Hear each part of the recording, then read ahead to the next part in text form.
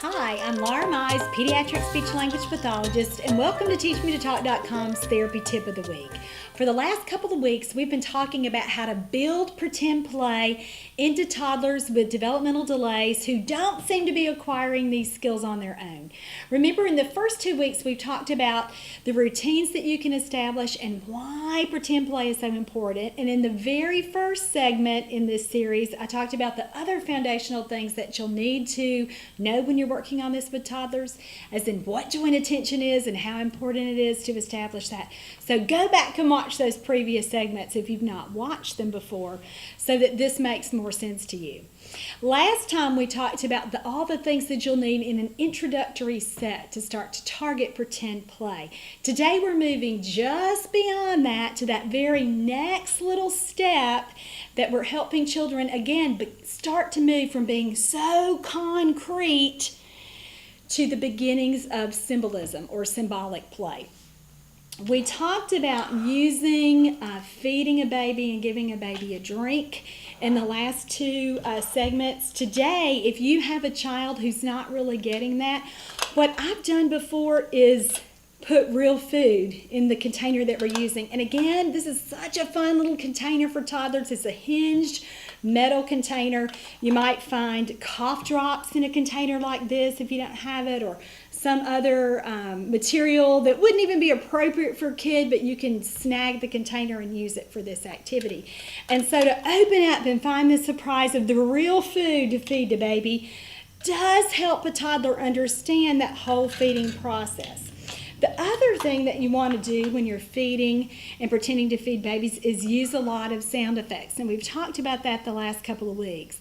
But here, this is really, really important because you're, again, building in those first little steps of being symbolic. And so when you're pretending to pour a drink into a cup, and you're using your little sound effect, your vocalization, that helps the kid link meaning to that, keeps his attention because you're being really, really fun, and it gives him an early vocalization to imitate.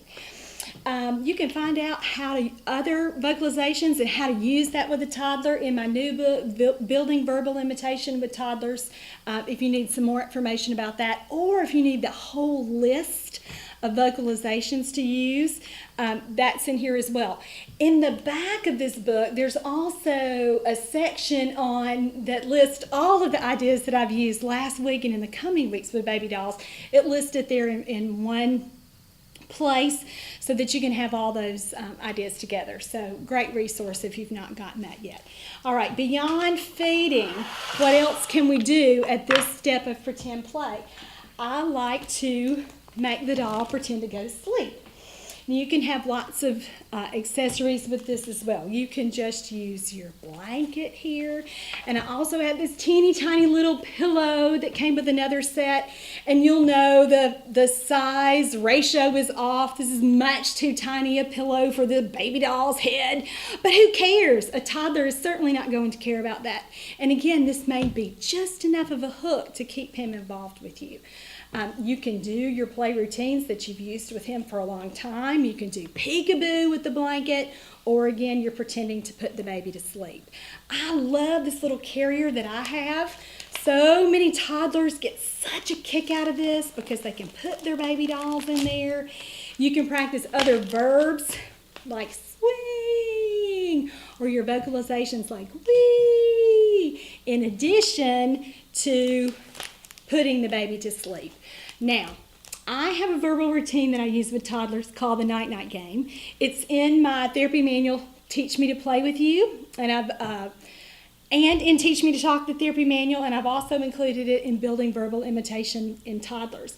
And this routine has so many steps that are appropriate, not only from an expressive language perspective, but from a cognitive perspective and from a receptive language perspective, because you're teaching a child how to anticipate what comes next, and again, from that expressive goal, how to fill in those little words when you pause after you've played this game hundreds of times.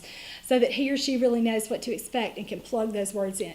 So I'm going to demonstrate for you exactly how I play this with toddlers. In reality, it's probably a little slower than this, but I want to show you how I would play this and how this would look. So I would begin with something like, you want to play night-night? Make our baby go to sleep. Baby, night-night. Okay. Shh. Pat, pat, pat, pat, pat, pat, pat, pat, pat. Shh. Our baby's night-night. Shh. Shh. Shh. Ooh. Wake baby up. Wake up. Ready? Let's count. 1, 2, 3. Wake up! Wake up! Wake up, baby! Can you see how fun that would be for a toddler? And again, you're not really as rushed doing that as I did it when I modeled it for you, but I wanted you to see all the things that you can target within one verbal routine. You have the child imitating your action as you have him or her pat the baby. You have them imitating a level 3 action, which is a performance of an oral motor movement with his or her mouth, and doing the shh, which is a level 4 behavior. And again, all of this is from my book, Building Verbal Imitation in Toddlers. And you can walk them all the way through. After you've played this game, again, hundreds of times, you can start to pause for them to fill in when you're counting, 1. And you do that anticipatory gasp almost, where you're waiting for them to fill that word in. You'll start to hear some of those words. In reality, many, many, many late talkers will start to fill in a word in a verbal routine long before you hear a word on verbal request. Long before you're able to say to them, tell me baby, and them repeat baby, you'll start to hear those little words in the midst of verbal routine. So be sure you're developing those and using those. And again, if you need some help, I've done the work for you. Get the book. All right, the next kind of play routine that I do with a baby doll is giving the doll a bath. Oh, how much do toddlers love water? So they absolutely love this activity. You can find baby bathtubs even in cheap places like Dollar General and any dollar store.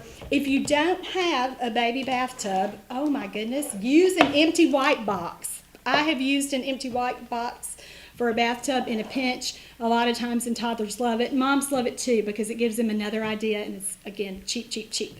So you're going to want to give the baby a bath, take the baby's clothes off, and I think I've already told you how frustrating it is to dress a baby doll in doll clothes for toddlers. I really don't have them do a lot of dressing until their fine motor skills are better, but I have them doing lots of undressing and taking off. So that's tons of fun, and that's a way that you can target clothing items. Is, first we're going to take off the hat, now let's take off the socks, find baby's shirt, take off baby's diaper. You can do a lot of receptive language work with that. Giving the baby a bath is tons of fun. You can put an inch or so of water in there if you want to. More often than not, I just take a really wet baby wipe and squeeze. And kids love that sound and love that word. And it's something that they can imitate and use even with their mommies and daddies at bath time. And it provides just enough water not to make a mess, but to be realistic enough to represent a bath. You can also do tons of receptive language work in this kind of activity, where you're washing baby's face, you're washing baby's belly, washing baby's toes, and you can transition that to asking the child, where are your toes? Show me your toes, and even pretend to wash his or her toes while you're playing this. So tons of fun here. Be sure that you're building in your sound effects, your vocalizations, your exclamatory words, and that you're not doing a lot of that mindless narration. I've talked about this before, but I'm going to repeat it here. That would be where the kid is obviously into what you're doing because he or she is washing the baby. But while he's washing the baby, you are saying, wash the baby's hands, wash baby's face, wash baby's leg, Wash baby's arm. Boring. You need to be keeping that kid aware that you are there and that you are present and that you are just as much a part of that play routine as the baby doll. So get your face right down there and keep yourself really fun and really, really simple. And use your silly words. On the podcast several weeks ago, Kate said that with the bathtub activity, she would say washy, washy, washy, washy, because that would be a novel word that really might hook a toddler's attention. So do something like that.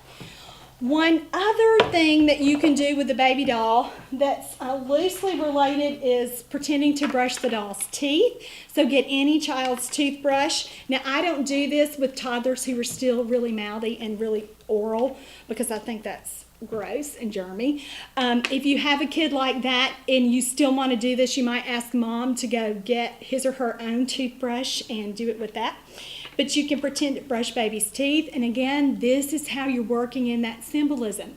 Hopefully the child has brushed his or her own teeth hundreds of times so that this will be a familiar activity.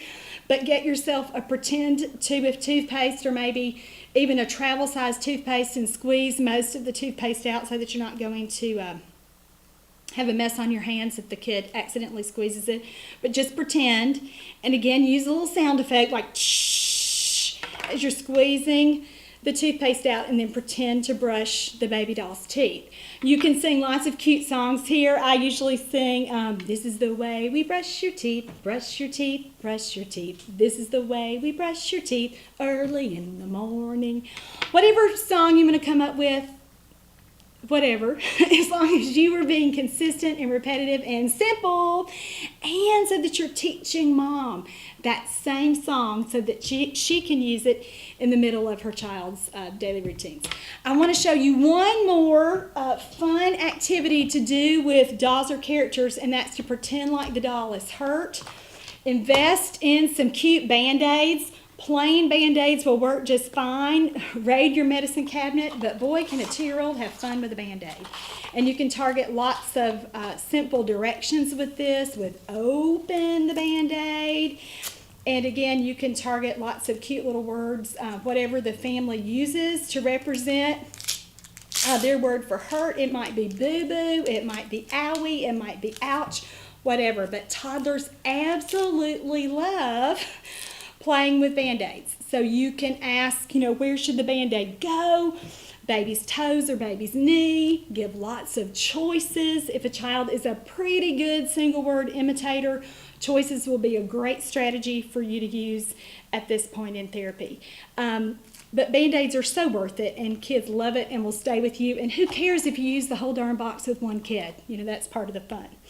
All right, I hope I've given you some new ideas to expand play just a little, just enough so that you start to see symbolic thought and symbolic language occur. And I hope I've given you some new ideas for you to go out and fill your toy bags this week.